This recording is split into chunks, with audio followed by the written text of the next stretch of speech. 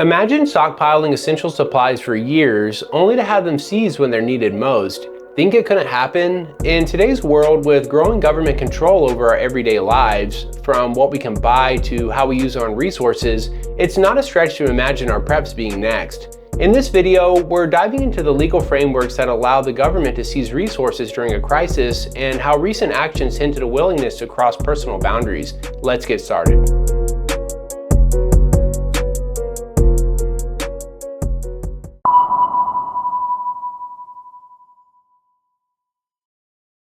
Emergency powers aren't just hypothetical, they're real tools that governments have used repeatedly in times of crisis, and the US has its own arsenal of legal mechanisms. Chief among them is the Defense Production Act. Originally enacted during the Cold War, the DPA was created to control resources crucial to national defense like food, fuel, and medical supplies. During times of natural disaster or national emergency, these powers have been used to control supplies, ration resources, and even override private industry. While the DPA was meant to target businesses, the language is broad enough that, if necessary, it could be applied to almost any resource, even personal stockpiles, if it's deemed necessary to the nation's survival. And with every crisis, the government's willingness to push these boundaries seems to grow. The question for us isn't really, can they do this? The law says they can. The real question is, given recent patterns, will they?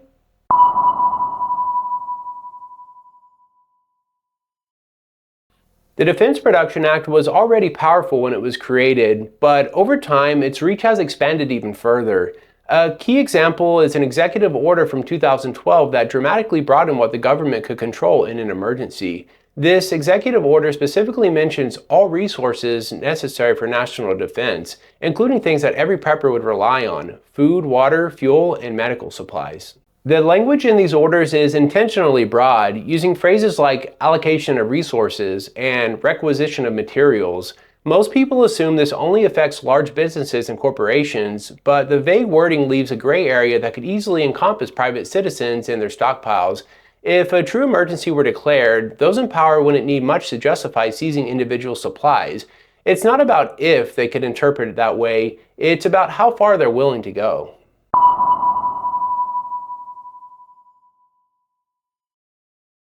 We don't have to speculate about what government seizure might look like. We've seen it happen before. During World War II, Americans were subject to strict rationing, with everyday items like food, rubber, and fuel being diverted to the war effort. Families received ration books, and people who had tried to stockpile supplies found themselves forced to sacrifice for the greater good. More recently, during the COVID-19 pandemic, we saw the government take control over distribution of personal protective equipment. Masks, gloves, and other PPE were redirected to hospitals, and in some cases, supplies were confiscated outright. Remember the Tennessee brothers who stocked up on hand sanitizer with plans to resell it? Their entire stockpile was seized, sending a clear message about government control over resources during a crisis. And this doesn't just apply to public health issues. When Hurricane Katrina hit, FEMA and local authorities commandeered supplies and restricted access to critical goods. These examples make one thing clear: when the government decides something is critical, they won't hesitate to take control. In a true crisis, personal stockpiles wouldn't necessarily be off limits. History shows us that they're willing to act when they deem it necessary.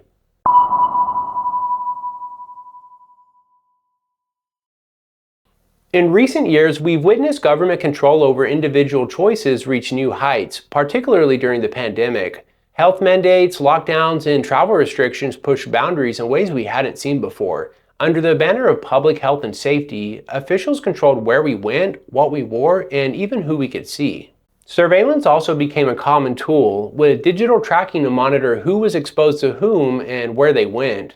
This level of control over everyday life would have been unthinkable just a few years ago, so is it far-fetched to imagine they go after personal supplies if a crisis were severe enough? Not really. The last few years have shown us that once a government justifies an action as necessary, they'll push it as far as they can. If they've controlled our movement and behavior in the name of safety, taking personal resources isn't a huge leap. For preppers, this is a warning sign. Nothing is off the table if they decide it's in public interest.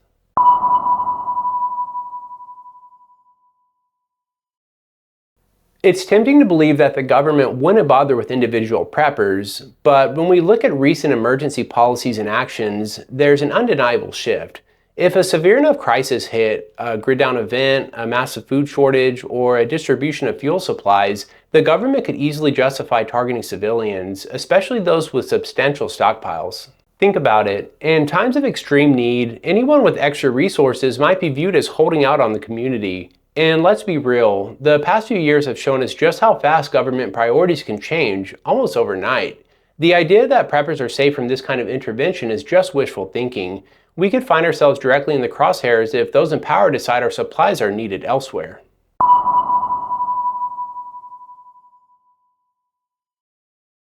If you're serious about keeping your supplies safe, you'll need strategies that go beyond just stockpiling.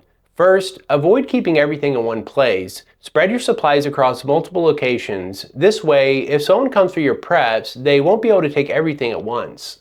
Second, stay gray. Keeping a low profile is crucial. Avoid discussing your preparations, even with people close to you. The fewer people know about your supplies, the better. Consider using decoy supplies. If someone does come looking, having an accessible stash of less critical items could satisfy them without exposing your main stockpile. Finally, focus on items that don't attract attention. Choose supplies that are compact, versatile, and easy to hide. Basic tools, multi-purpose items, and non-bulky food options can be stashed out of sight and won't raise suspicions. Protecting what's yours isn't just about having resources, it's about being smart and prepared to stay under the radar.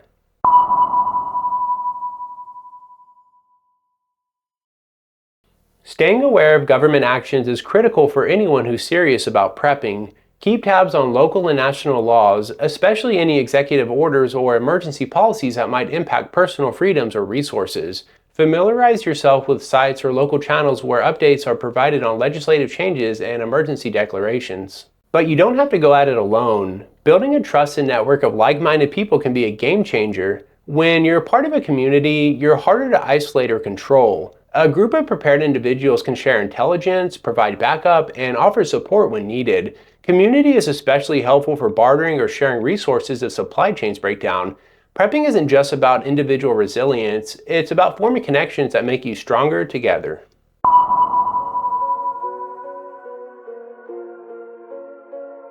Prepping isn't just about having supplies, it's about knowing how to protect them. Government control isn't just a theory anymore, it's a reality we've seen unfold in recent years. So don't just prep for disasters, prep to protect what you've built. What do you think? Are we at risk of losing our preps to government intervention? If you found this video helpful, give it a thumbs up and share it with others. Join the Texan Prepper community by hitting that subscribe button and leave us a comment down below. Keep an eye out every week for another video on emergency preparedness. Stay safe, keep prepping, and I'll see you all in the next one.